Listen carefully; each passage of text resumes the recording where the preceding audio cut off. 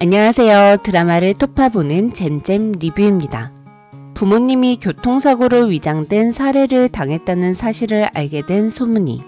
교통사고가 났던 현장이 집에서 가깝지만 소문이는 사고 이후 7년간 단 한 번도 그 장소에 가본 적이 없습니다.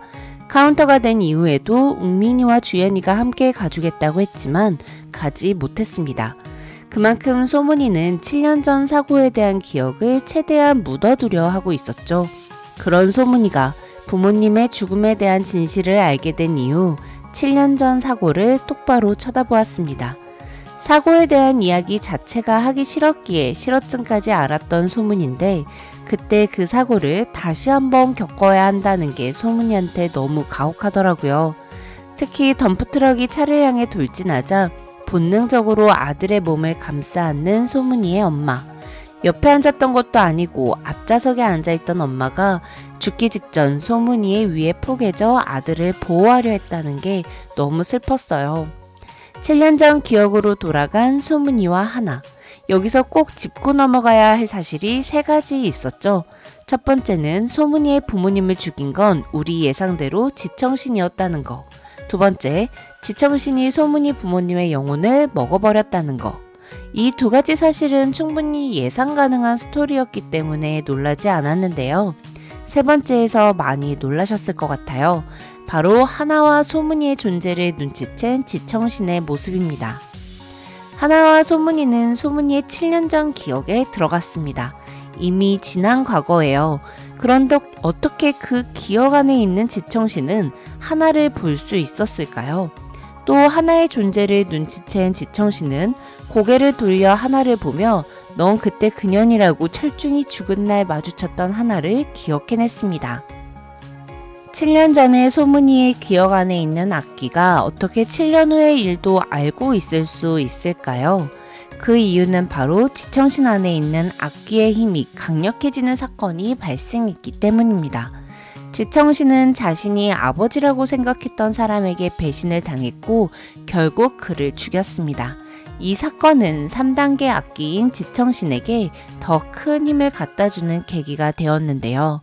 지청신은 아버지를 죽인 후 그의 영혼을 먹었겠죠. 이제 지청신의 몸 안에는 최소 5명의 영혼이 들어있습니다.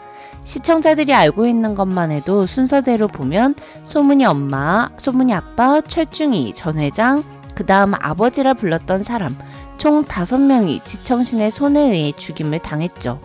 물론 더 많을 수도 있습니다. 경이로운 소문 웹툰에서는 아무리 많은 영혼을 먹었다 할지라도 악귀의 힘에는 크게 영향을 받지 않았다라는 내용이 나오기도 합니다. 악기의 숙주였던 사람이 탄 버스가 사고가 났고 버스에 타고 있던 사람이 10명 이상 죽는 사건이 발생했습니다.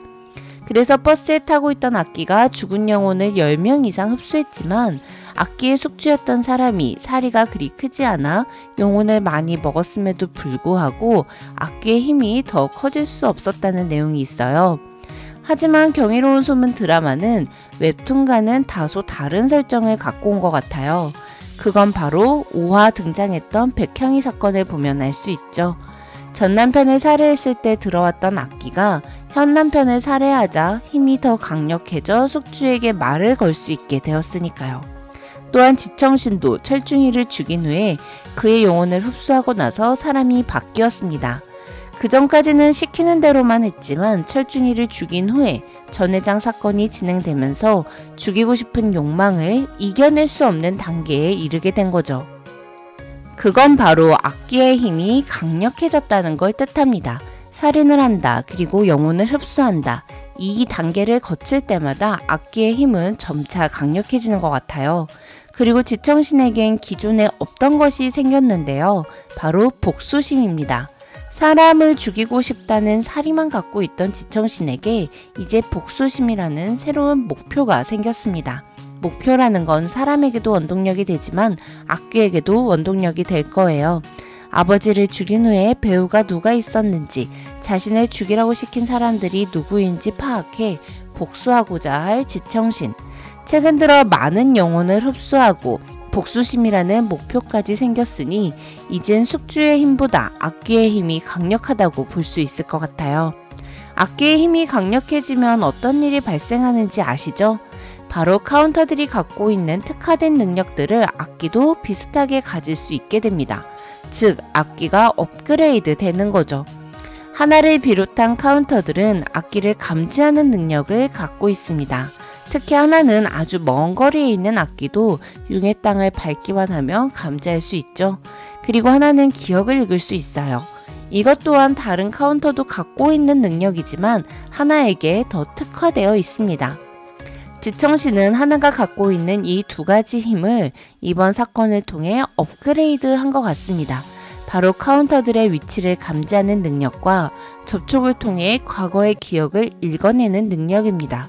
소문이의 7년 전 기억은 지청신도 갖고 있는 기억이에요. 그러므로 지청신이 포함된 기억을 누군가 읽어내는 걸 지청신 안에 있는 악기가 감지한 것 같습니다. 역 해킹 같은 거죠. 카운터가 악기를 감지하듯 악기도 자신을 위협하는 카운터들을 감지한 거죠. 지청신은 하나의 얼굴을 똑똑히 봤다며 너를 찢어 죽일 거라 경고했습니다. 하지만 우린 걱정 안 해요. 6화는 비록 이렇게 끝이 났지만 7화 첫 장면이 기억이라는 공간에서도 융의 땅을 불러오는 소문이의 모습일 수도 있으니까요. 지금까지 드라마를 토파보는 잼잼 리뷰였습니다. 감사합니다.